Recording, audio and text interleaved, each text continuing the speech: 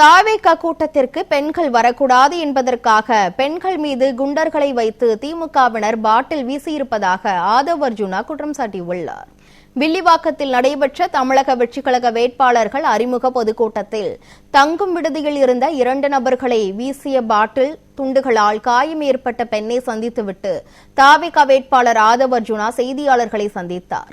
அப்போது பேசிய அவர், பாட்டில் துண்டுகள் வீசப்பட்ட சம்பவத்தில் 2 நபர்களை போலீசார் கைது செய்துள்ளனர். அவர்கள் மீது உரிய நடவடிக்கை எடுக்க வேண்டும் என்றார். தொடர்ந்து பேசிய அவர், கரூர் தொடங்கி இன்று வரை திமுக அரசிடமிருந்து கொடுமைகளையும் எதிர்கொண்டு வருவதாக அவர் தெரிவித்தார்.